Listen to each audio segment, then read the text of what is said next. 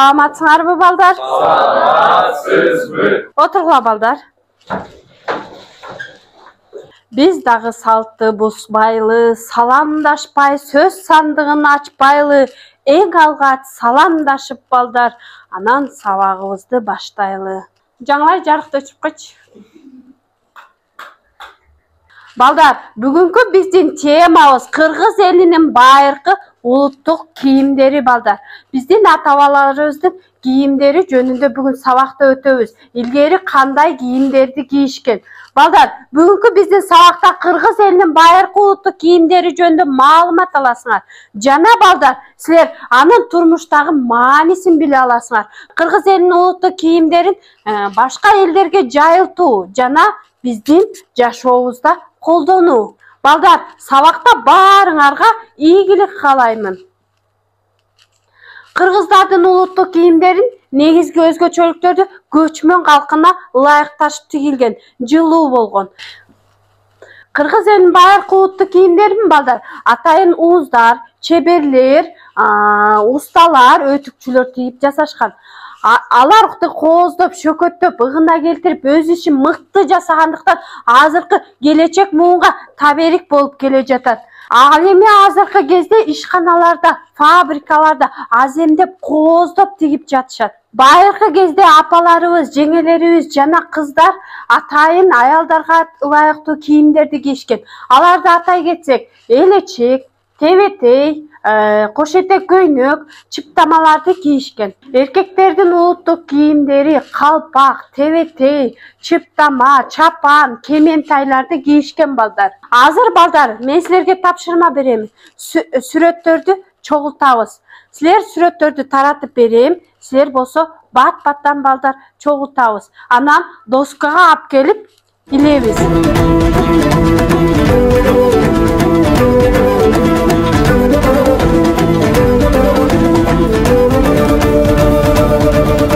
Балдар, сүрөттөрдү чогултабыз, азыр бириктиребиз.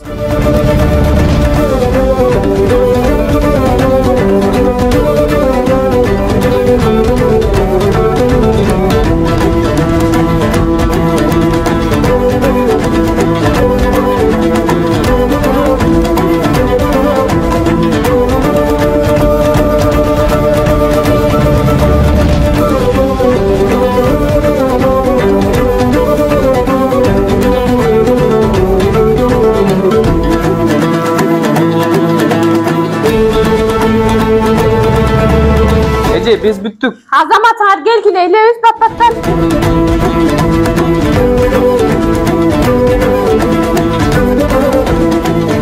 Ece biz daha büttük. Азаматыңар келгиле, бат-баттан илебиз.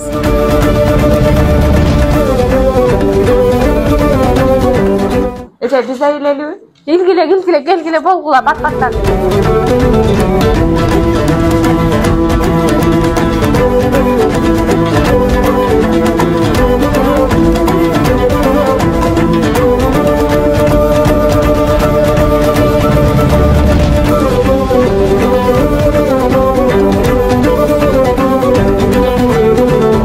Азаматыңар биринчи бүткөндөр. Ким бүттү? Бизде Аяна менен Герман. Экинчи бүткөндөр Алина менен Азирет.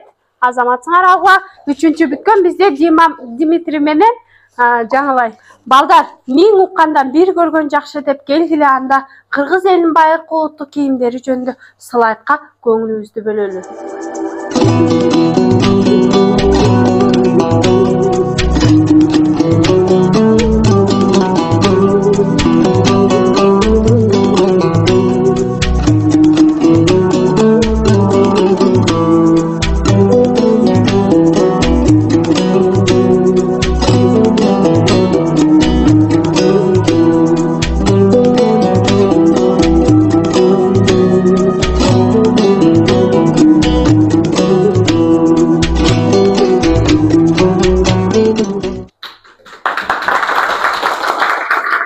Балдар, анда эмесе келгиле баарыбыз бири-бирибизге жагымдуу маанай тартуулап алалы. Кыргызча калкым деген ырды билебизби? Ооба. Азаматыңар, анда келгиле баарыбыз ырдайбыз. Арзымат азыр бизге чыгып ырдайт, биз баарыбыз кошулабыз. Арзымат. Баары зордустан турат.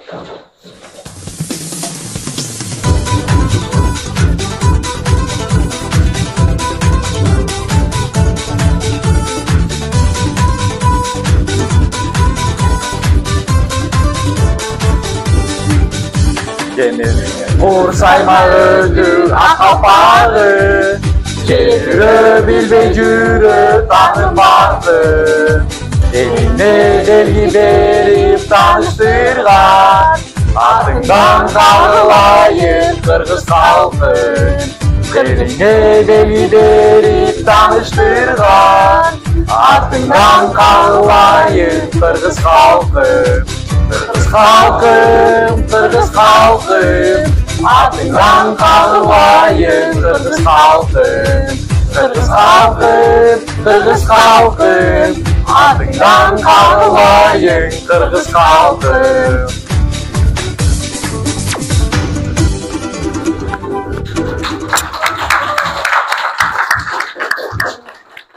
Балдар, мен Хамбото менен Германга Кыргыз элинин байыркы улуттук кийимдери жөнүндө интервью алып келгиле деп кошумча тапшырма бердим эле.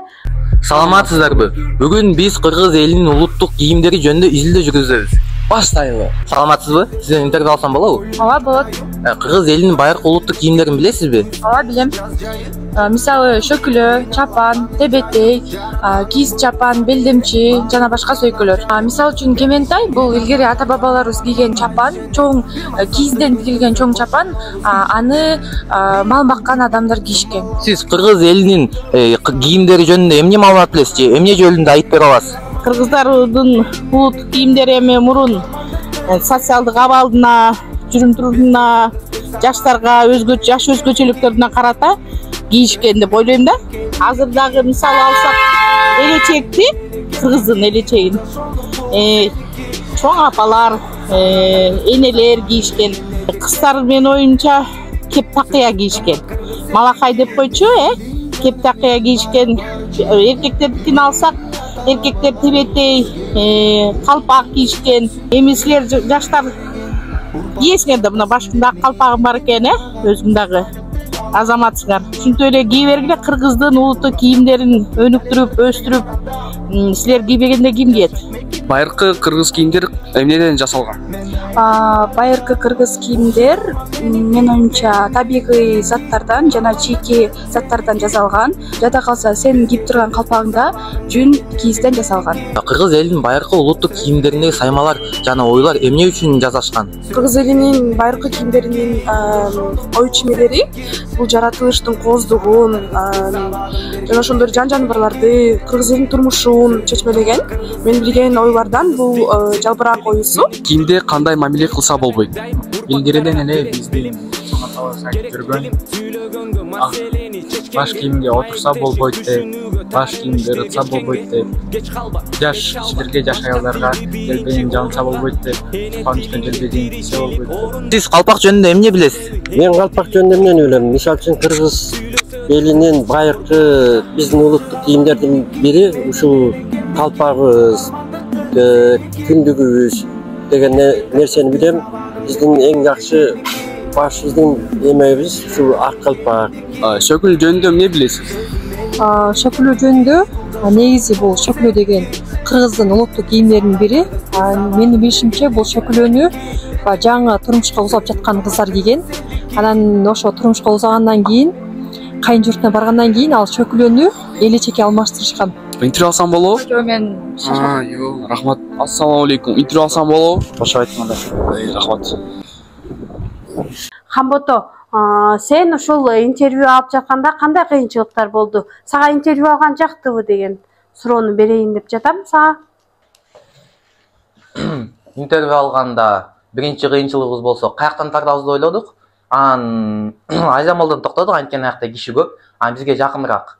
Экинчи кыйынчылык бул киши бизди карабай өтүп кетет деп ойлодук, бирок көбүнчөсү жылмай бизге айтып берди. Болду. Кыргыз улуттук кийимдери жөнүндө интервью алып жатканда өзүңө керектүү маалыматты ала алдыңбы?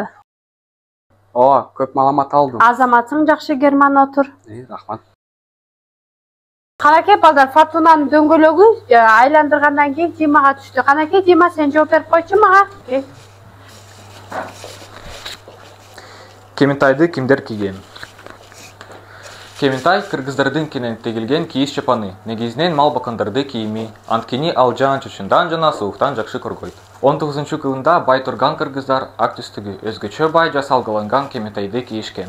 Актарын өзгөчө баалуу кийиз чапандарды абдан бай жашашкан дыйкандар гана кие алышчу. Азаматсың Дима, отура гой.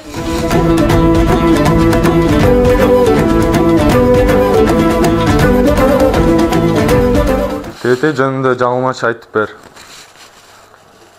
Тулпарын темингенде Телебайдын тебетеи тегеренген, Телебайдын тебетеи тебеленген, Телебайдын тебетеи тоголонуп, Телебайдын тулпарын туягыны калды конуп.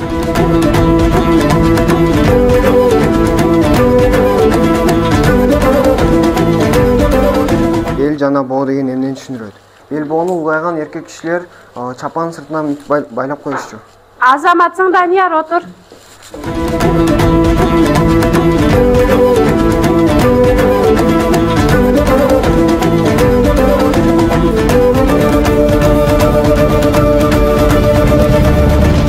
Ак элечек жөнүндө ыр билесиңби? Ак элечек арулуктун белгиси, ак элечек ынтымактын элчиси. Көч башында ак элечек калгып, ак жол мерим тынчтык анын энчиси. Азаматсың Эдвард, отура гой. Тебетей деген эмне? Тебетей деген бул кеңири таркалган кыска баш кийим. Кыргыз улуттук эркек кийимдеринин дайыма боло турган бөлүгү. Анын 4 кырдуу төбөсү бар, жана баркыттан же матадан тигишет. Азаматсың Айдар, отура гой. Элечек жөнүндө эмне билесиң? Элечек бул аялдардын баш кийими. Элечек толук түрүндө 3 бөлүктөн турат. Башына кеп такыя кийгизилет. Анын үстүнөн анча чоң эмес, тик бурчтуу чүпүрөк. Анын бардыгынын үстүнөн ак кеземеден селдеп. Элечекти 1930-жылдан баштап аялдар ишке кирише баштагандан баштап элечек дээрлик колдонуудан чыгып калган. Азаматсың Жаңылай, жакшы. Отура гой. Мага мындай тапшырма келиптир. Тумарды эмне үчүн тагынышкан? Тумар сөйкөлөр, шакектер, топчулар сыяктуу эле жаман күчтөн сактоо үчүн колдонулган. Кыргыздын салты боюнча ал баланы кара күчтөрдөн, жаман көздөрдөн сактап турушчу. Эгерде кайсы бир үйдө бала токтобой жатса, анда жаңы төрөлгөн баланын кулагына сөйкө илип, бутуна бирейлик киргизип койчу. Азыр балдар Кахут ойнойбуз, QR код менен баарыбыз телефондорубуз аркылуу Кахутка киребиз. Анда эмесе балдар 1-2-3 Кахутка киребиз, баштайбыз.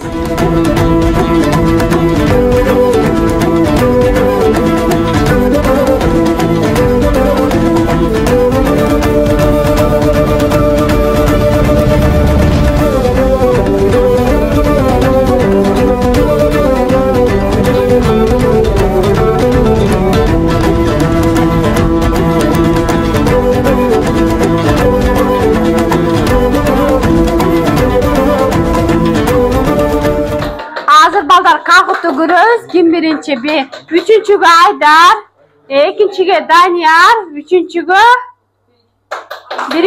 Аймырза. Азаматсыңар балдар. Аймырза, бүгүнкү сабакка активдүү катышып, Кахуттан утканың үчүн сага курчак. Данияр, Кахуттан экинчи орунду алганың үчүн азаматсың. 5ке туура жооп бердиң балдар. Айдар, 3-чү суроого туура жооп бергениң үчүн азаматсың балдар. Балдар, бүгүнкү сабакка активдүү катышып, жакшы жооп берип, кыргыз элинин байыркы улуттук кийимдери жөнүндө көп маалыматты ала алдыңар деп ойлойм.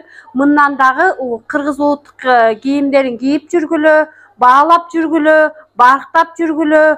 Бул табирик бизден укумга тукумга калсын. Бүгүнкү сабакка катышканыңар үчүн баарыңарга терең ыраазычылык билдирем.